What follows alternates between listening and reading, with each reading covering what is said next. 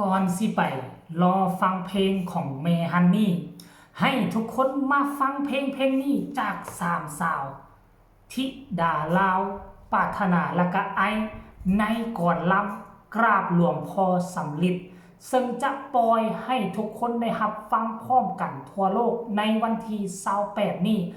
แต่นี่เป็นทรีเซอร์พอผู้ศิวิไลเอามาโพสต์ลงในเพจส่วนตัวฟังแล้วขนหัวค่อยลุกทักทายสบายดี FC แฟนคลับทุกท่านที่เคารพและนับถือ FC ของสามสาวศิวิไลบ่ว่าจะเป็นธิดาลาวปรารถนาและก็น้องไอ FC เจเบาลาวทั้ง2ฝั่งโขงท่านผู้ชม FC แฟนคลับ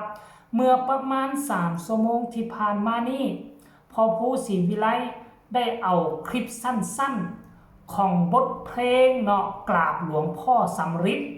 ซึ่งพวกเขาเห็นการเคลื่อนไหวเมื่อประมาณต้นเดือน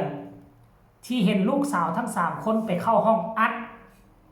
น้องธิดาลาวอัดเสียงผ่านก่อนมูและก็มานั่งคุมอยู่ทั้งด้านนอกให้เอ้ยๆทั้ง2คนห้องจนผ่านตอนนั้นก็กลายเป็นกระแสฮือฮาบ่ธรรมดาได้ท่านผู้ชมจนว่าเกือบจะฮอดเดือนในที่สุดเพลงนี้ก็สำเร็จเสร็จสิ้นบ่ว่าจะเป็นการใส่ซาวด์การปรับเสียงดนตรีการห้องรำทำเพลง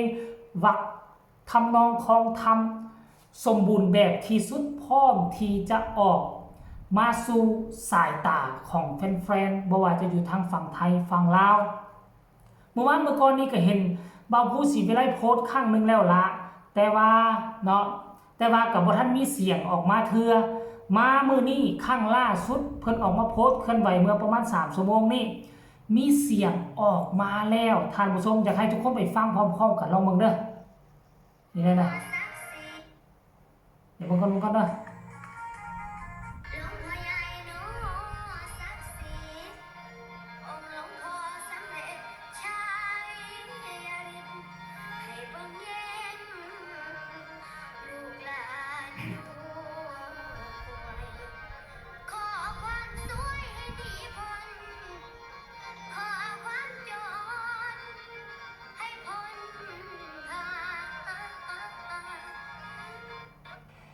โอ้ยทุกคน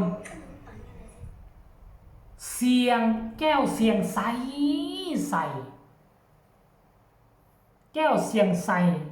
เลียนไหลดีเสียงพุ่งกลางบ้านระดับเสียงสูงนี่น้องธิดาลาวเฮ็ดได้ผ่าน100%บ่ว่าจะเพลงใดเสียงสูงๆเนี่ยให้น้องธิดาลาวห้องนี่ค่อยคิดว่าต้องผ่าน100%ขนาดฟัง30 วินาทียังเฮ็ดให้พวกเฮาขนหัวลุกขนหัวตั้งมื้อนี้วันที่เท่าไหร่วันที่23 24 25 26 27 28อีก5มื้อเท่านั้นเฮาจะได้ฟังกันทั่วโลกแล้วเพลงเต็มมันจะเป็นแนวใดขั้นที่จริงแล้วนะเพลงนี้นะให้คนอื่นมาล้ำแล้วให้น้องธิดาลาวห้องช่วงที่เป็นเพลงธรรมดามันจะคักกว่านี้เพราะว่าตอนเข้าห้องอัดเจบ่ลาวลองฟังเบิ่งแล้วพอพูดกับพยายามให้ทั้ง3คนห้องแต่ละวรรคไปไผเสียงเหมาะสมกับวรรคใดแล้วมันให้วรรคนั้นแต่ว่าเสียงน้องธิดาลาวเหมาะสมสำหรับล้ำก็ได้ห้องก็ดีบังเอิญทั้ง2คนล้ำบ่ได้ก็เลยให้น้องธิดาลาวมาห้องวรรคล้ำเพลงธรรมดาให้2คนเป็นผู้ห้องเนาะแต่ว่าบ่แน่ได้เพลงนี้มันยาวอาจจะได้มีจังหวะล้ำแล้วก็มีจังหวะห้องเพลงธรรมดาเชื่อว่าทุกคนฟังแล้วติดอกติดใจ100%อันนี้คือผลงานมาติดเลยเฮ้ยห้องฟันข้ามโค้ง1 เดือน2 เดือนแล้วเนาะ2 เดือนต่อมานี่เข้าสู่เดือนที่3ก็จะมีเพลงตัวนี้วอนหลวงพ่อสำริดต่อมาก็มีอีก3เพลงของเมฮันนี่ก็จะคาดว่าจะเห็นให้มันแล้วเดือนนี้แล้วเดือนหน้าอีกมีอีก2เพลงของเมฮันนี่ตื่มอุ้ยโชเดือนต่อเดือนส้นเดือนสรุปรวมแล้วในช่วงแต่นี่จนไปฮอดก่อนปีใหม่น้องธิดาลาวอาจจะมีเพลงเป็นของตนเอง10 เพลงก็เป็นได้เพิ่มฮอด1 อัลบั้มมี12 เพลงโอ้โหน้ำขึ้นและหีบตักเวลาเพิ่นสิเอาให้เลยหีบเอาหีบยกขันย่อคู่ไปเอา ตอนเพิ่นบอกว่าจะให้ทุกมื้อนี้อีหยังมันก็บ่แน่นอนอนาคตผ่านไปเวลาที่มันมาปุ๊บหีบจองหีบดึงหีบคว้าเอาไว้ไปขอขมาไปขอเอามาเป็นแล้วมันก็อุ่นอกอุ่นใจการลงทุนการเข้าห้องบันทึกเสียงก็สบายอกสบายใจท่านผู้ชม FC แฟนคลับอันนี้คือการเนาะการเคลื่อนไหวล่าสุดเกี่ยวกับบทเพลงใหม่ของน้องธิดาลาวศรีวิไลกับเอื้อยทั้ง3คนเดี๋ยวไปฟังคำตำหนิที่ส้มคำคิดคำเห็นบังดูว่าจังได FC ว่าจังไดม่วนคือว่าบ่เพราะมากจนขนลุก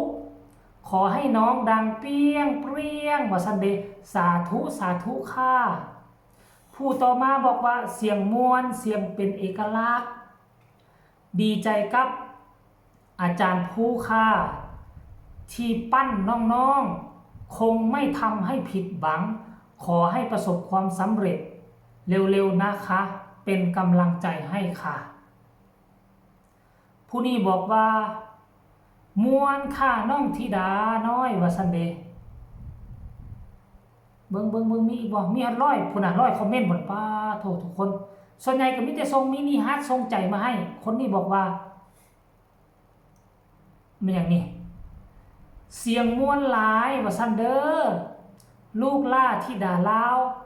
พอต้นขอให้ปังๆเด้อให้ดังไปทั่วโลกมีแฟนคลับ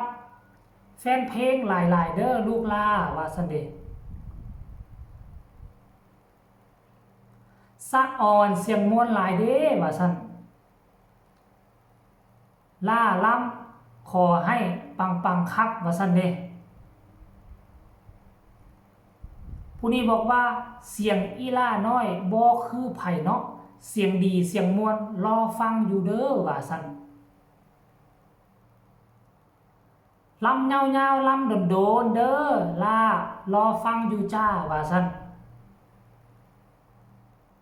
เอาคอมเมนต์กะโอ้เอาคอมเมนต์สุดท้ายซะของคนลาวเด้อนี่เด้อหายเหนื่อยเลยหายเมื่อยเลยเนาะคุ้มค่าที่ใส่ความอดทนในห้องอัดเสียงสู้ๆนะอันนี้คนลาวเด้อลองเลื่อนไปเบิ่งมีคนลาวตื่นบ่อันนี้ก็คนลาวม่วนหลายเด้ออีล่าน้อยถ้าอยู่ว่ามื้อใดเนาะสิปล่อยออกมาปังๆเด้อป้าคนลาวมารัวๆเลยคักๆจัดเพลงให้น้องม่วนหลายว่าซั่นป้าทั้งคนลาวคนไทยถล่มคอมเมนต์ใส่บอกว่าม่วนคนหัวลุกว่าซั่นเด้